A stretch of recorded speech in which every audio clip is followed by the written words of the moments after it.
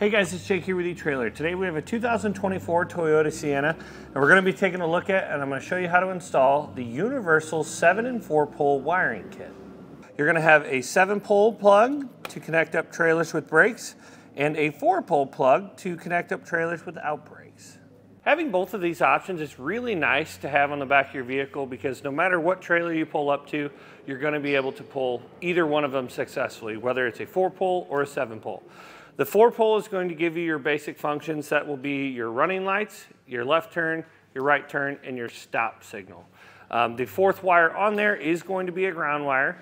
Then when you upgrade to the 7-pole, which you get both in this kit, you're going to get the 12-volt auxiliary, which is going to power any batteries or 12-volt accessories on your trailer. You're going to get your brake signal, which will apply the brakes from your brake controller to your trailer. And then the last one, which is a 7th pole, is going to be your reverse lockout, which is essentially designed just for boat trailers. Whenever you're backing up a boat trailer, the reverse lockout will unlock the brakes on the surge coupler, allowing you to back your boat into the water. When trying to pick out a brake controller to go with this kit, I recommend picking up a RedArc Tow Pro brake controller because all it is going to be a little knob, and then you will store the actual control module up behind the dash somewhere. You can see here we installed the Prodigy P2 because the owner of our vehicle already had one, but this is pretty much the only location that I could find because we have an airbag underneath. Right here, this panel, there's an airbag behind it. So we had to stay clear of that. So we ended up having to put it on the left side of our steering column. Not a huge deal.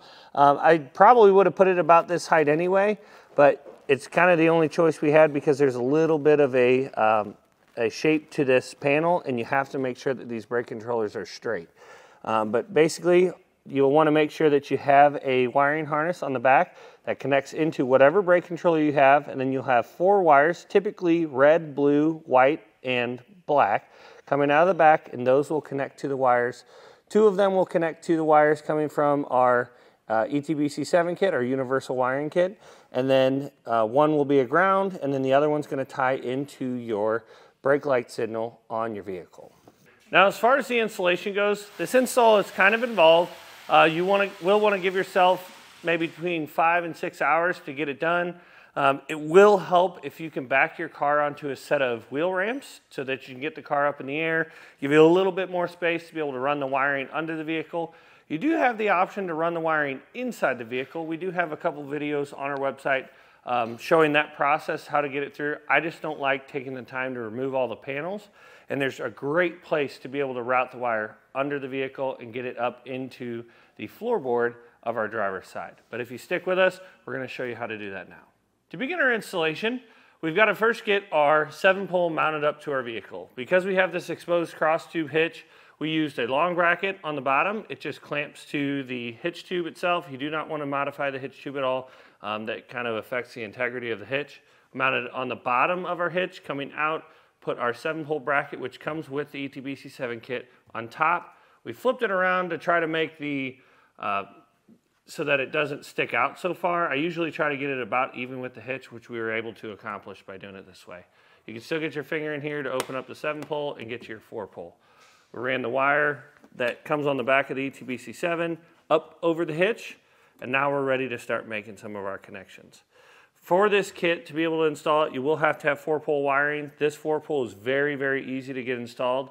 There is a plug-and-play harness in the back of the Sienna that you can just plug this harness in. You have to ground 1 wire, and then you're ready to use it. So we ran it out through a grommet right here.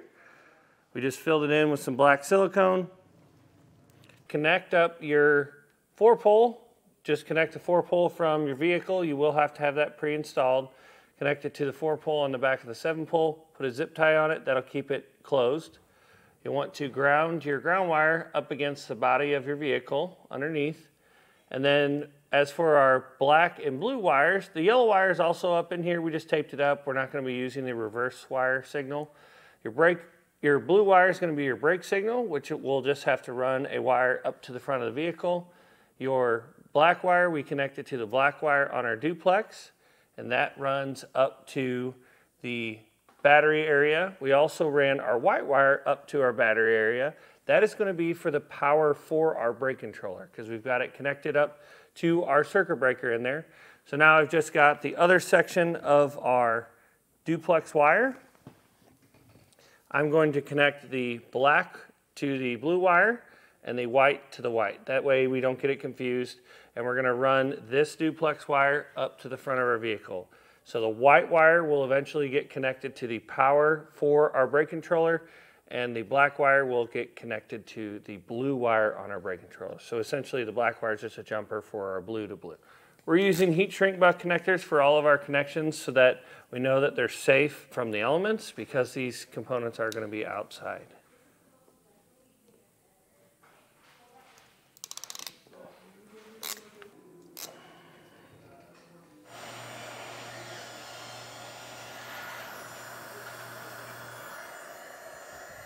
And we took our wire, we started here, made our connections that you just saw, ran it up and over our hitch here.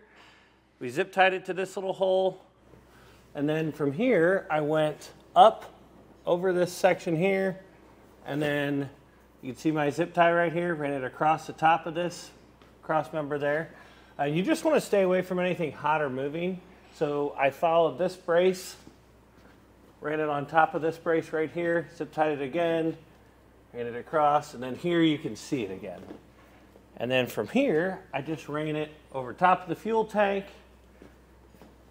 over top of this heat shield so that it's protected from the heat from our muffler. And then if you look down, you can see that we ran it all the way down here.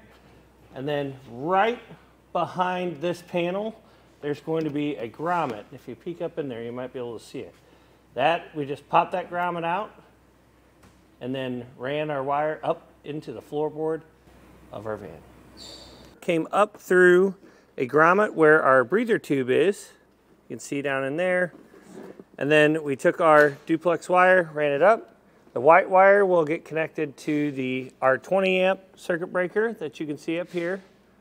The 20 amp circuit breaker is on top. You'll just take your self-tapping screws that come with your kit, attach both of your circuit breakers. The black wire will go to the silver side of our 40 amp because that's for our 12 volt hot lead. And then on the other side of our 40 amp, you want to put another wire, which is this one here. We'll eventually connect that to the battery. And the same thing with the white wire. Because this is going to power our brake controller, you want to attach another little short length of white wire, and that is also going to get connected to the battery. We are going to wait to connect these two positive wires to our battery until we have all of our other connections made. Now the panels that we removed on the inside so that we can get to this grommet in our floor is we just removed our kick panel here, and then that allowed us to pull our carpet and our insulation back. I popped that grommet out, cut a small slit in it, ran our wire up through it, and then filled it in with some more of that black silicone. We do have that available on our website if you want to use some of it. It's very nice to be able to reseal up these access points so that we don't get any exhaust or any type of moisture up through the floor.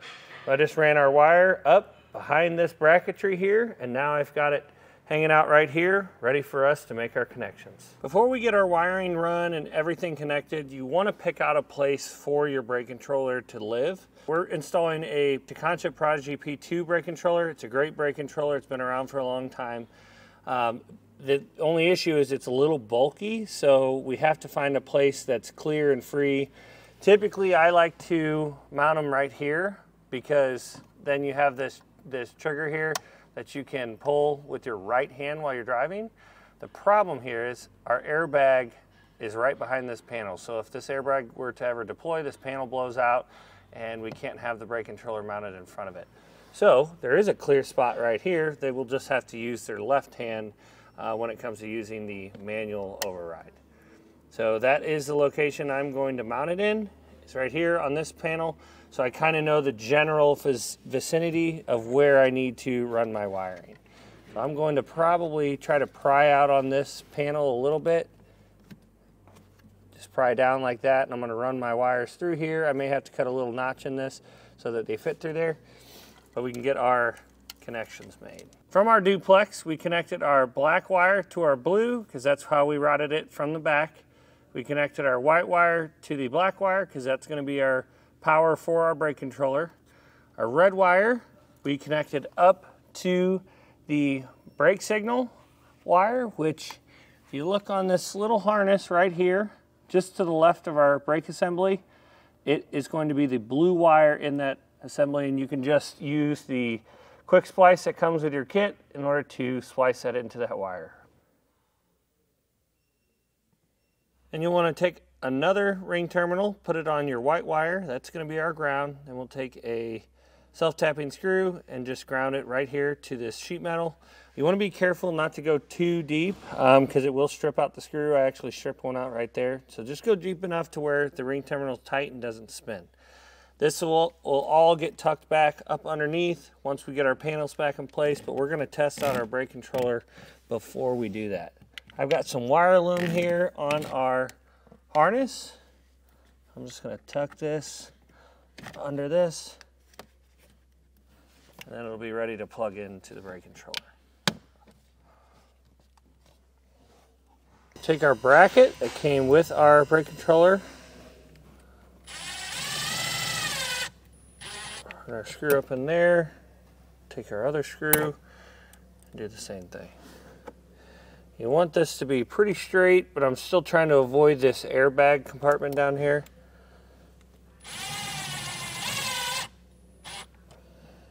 We can take our brake controller and mount it up inside of our bracket. Now we've got our brake controller connected up to our wiring, our bracket's mounted, our brake controller's mounted inside the bracket. We'll go back, make our two positive connections, and then come up here and test our brake controller out. We can go through and test out all our functions and make sure they're working properly. Start with our running light signal, our brakes,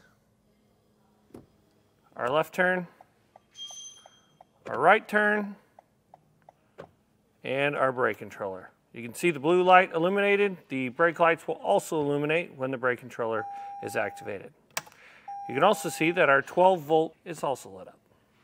Now that we've got everything working properly, we've got it all buttoned up, that's going to do it for the installation. Hopefully this video helped you decide whether or not the universal 7-pole wiring kit is right for you in your 2024 Toyota Sienna.